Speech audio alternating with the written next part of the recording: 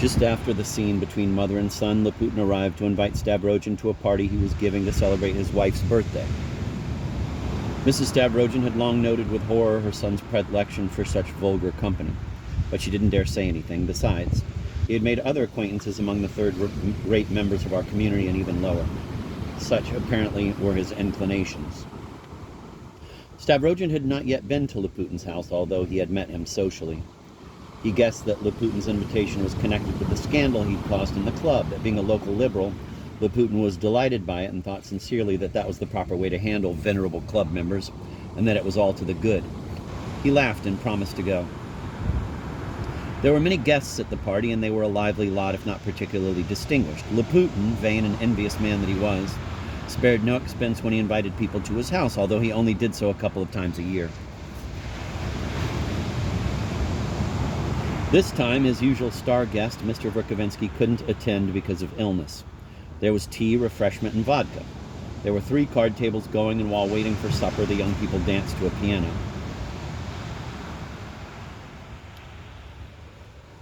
Stavrogin danced a couple of times with Mrs. Laputin, an extremely pretty little woman who was dreadfully intimidated by him, then sat next to her, talking to her and making her laugh. Suddenly, noticing how pretty she looked when she laughed, he put his arm around her waist and in front of the assembled guests, kissed her on the lips, lengthily and with obvious relish, 3 times in a row. The poor, frightened lady fainted. Stavrogin took his hat, walked over to the nonplussed husband, muttered with obvious embarrassment, "Don't be angry," and left the room. Laputin ran after him, personally got his coat for him, and with effusive politeness saw him off downstairs.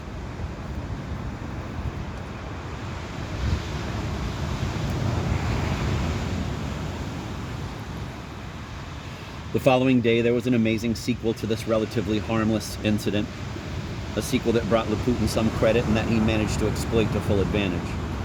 At 10 in the morning, Laputin's servant, Agafia, presented herself at Mrs. Stavrogin's house. This saucy, red-cheeked woman of about 30 said she had a message from her master for Mr. Stavrogin and that she absolutely had to give it to the gentleman in person. Despite a bad headache, Stavrogin came out. His mother happened to be present during the delivery of the message. "The master ordered me first of all to convey his respects to you, inquire after your health," Agafia rattled off cheerfully, "and ask how you slept after last night's party and how you feel about it today." Stavrogin grinned. "Please give my regards to your master, Agafia, and tell him from me that he's the most intelligent man in this town. And to that my master told me to tell you that he doesn't need you to tell him that, and he wishes he could return the compliment."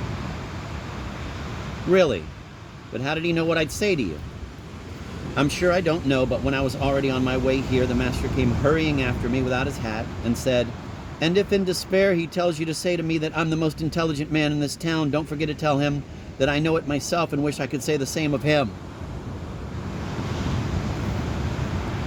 Finally, the explanation with the governor took place. Our nice, kindly Ivan Osipovich had been presented with the club members' angry petition immediately on his return to town.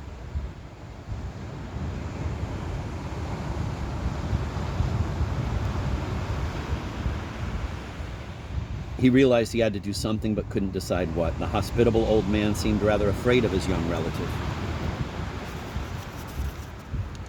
Finally, he decided to try to persuade him to apologize to the man he had offended and to the club membership as a whole, and to do so in a manner that would satisfy the offended parties, even in writing if they demanded it. The governor also thought he might find tactful arguments that would convince Stavrogin to leave us and go, for instance, on an educational trip to Italy, say, or some other foreign country. Previously, Stavrogin had wandered unrestrainedly all over the house like one of the family, but this time the governor received him in a reception room. At a table in a corner, Alyosha Talyatnikov, a well-mannered clerk who was more or less a member of the governor's household, was opening postal packages. In the adjoining room, sitting by the window, there was a big, heavy colonel with whom the governor had once served in the same regiment. He was there on a visit. He was reading the newspaper The Voice, and of course paid no attention to what was going on in the next room. In fact, his back was turned to it. The governor approached the subject circumspectly. He spoke very quietly, almost in a whisper. But he got all mixed up. Stavrogin's attitude was quite unfriendly. There was nothing about it that suggested a warm family feeling. He was pale. He looked down and frowned as if he were trying to suppress an acute pain. I know you have a kind and noble heart, Nikolai, the old man said, among other things. You're a well-educated man, and you've been in contact with the upper crust of society. Yes, and until this happened, even here your behavior was above all reproach, which was a great comfort to your mother, who was so dear to all of us. And now everything has taken such a strange and dangerous turn.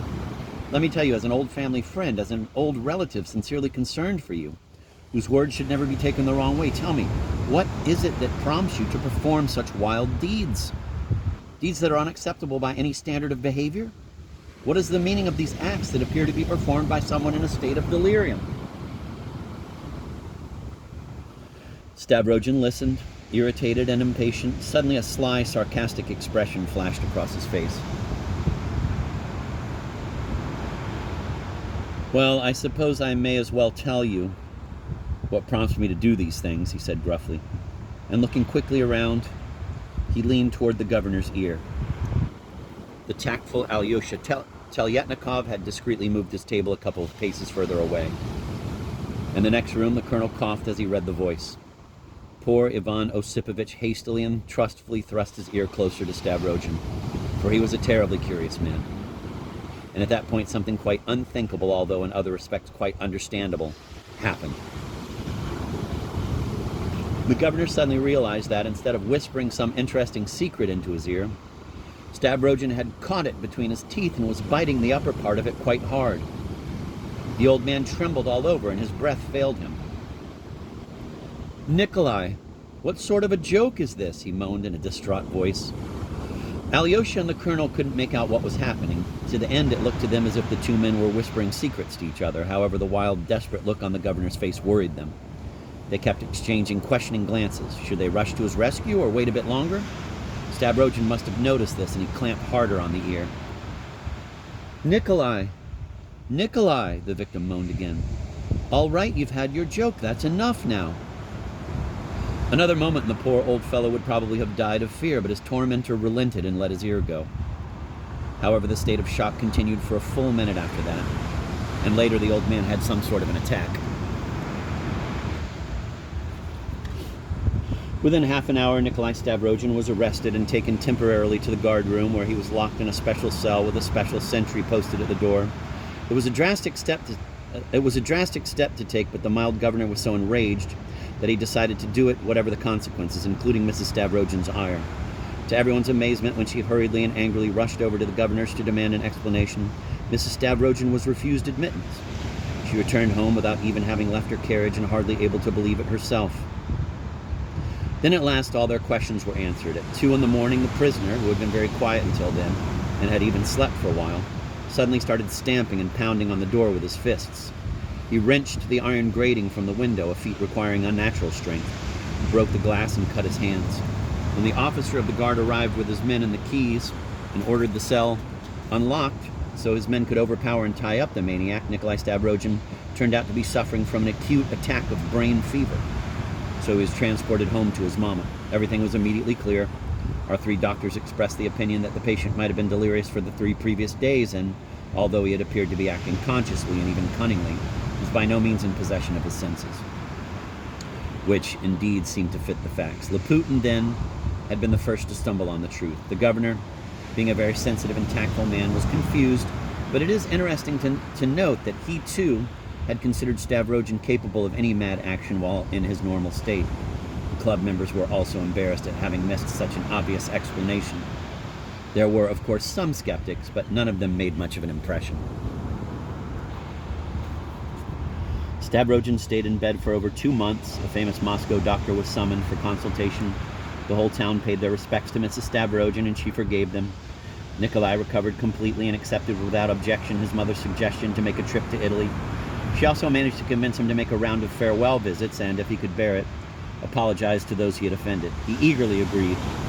Word spread in the club that he and Mr. Gaganov had had a long conversation in the latter's home that had left the offended party fully satisfied.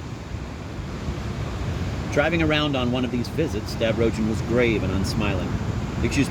Driving around on these visits, Stavrogin was grave and unsmiling. Although everyone seemed to receive him with great sympathy, they felt rather awkward with him and were relieved at the thought that he was leaving for Italy. The governor actually shed a tear, but for some reason didn't dare embrace him, even at their farewell meeting. However, some among us apparently continued to believe that he was a good-for-nothing who was simply pulling everyone's leg and that his sickness had nothing to do with it. He dropped in on Laputin, too. "Tell me," Stavrogin said, "how did you guess what I'd say about your intelligence and so provide Agafya with a ready answer?" "Why," Laputin laughed, "of course I consider you an intelligent man, too, so I could predict your reaction. Still, it was a marvelous coincidence. Now tell me, does that mean that, in sending Agafya to me, you regarded me as reasonable and not a madman?" "Yes, as the most intelligent, the sanest man, but I did pretend to believe you were a bit out of your mind.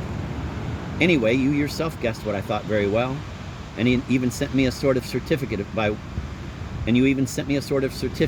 by Agafya." "Well, you're not quite right there. I really wasn't too well then," Stavrogin muttered, frowning. "But wait, do you really imagine that I could go around attacking people while in full possession of my senses? Why would I do such things?"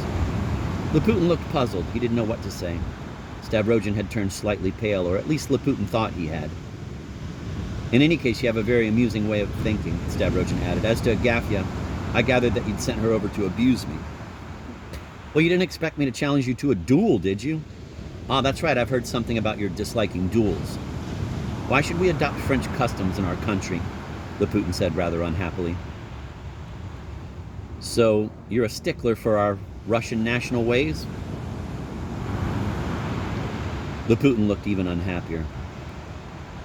"But what's that? What do I see here?" Stavrogin exclaimed, pointing at a book by Considerant lying open on the table. "Are you a follower of Fourier by any chance?" That wouldn't surprise me at all. "But isn't this a translation from the French?" Stavrogin laughed, drumming on the books with his fingers. "No, it's not a translation from the French," Laputin said with undisguised irritation. "It's a translation from a worldwide human language, not only from the French. It's from the language of the worldwide Socialist Republic of Harmony, and not just from the French. You understand?" There isn't any such language, damn you," Stavrogin said, laughing. "Sometimes a mere trifle strikes people and sticks in their minds for a long time. We'll return to Stavrogin later. Meanwhile, let me point out that, of all the impressions our town had made on him, the most striking was that of the insignificant figure of this petty local government official, this envious, coarse family despot, this mean usurer who locked up the candle ends and the leftovers from dinner, and at the same time fiercely advocated God knows what social harmony, who spent nights in rapturous admiration over visions of the fantastic future utopia that he believed was about to descend upon Russia and our province as surely as he believed in his own existence. And he believed that this utopia was about to materialize in the very town where he had managed to accumulate enough funds to buy himself a house, where he had married a second wife for her dowry, and where there was not a man, including himself, within a 100-mile radius who in the least resembled a member of the future worldwide harmonious socialist republic. God knows how such people get that way, Stavrogin thought wonderingly, every time he remembered that surprising follower of Fourier.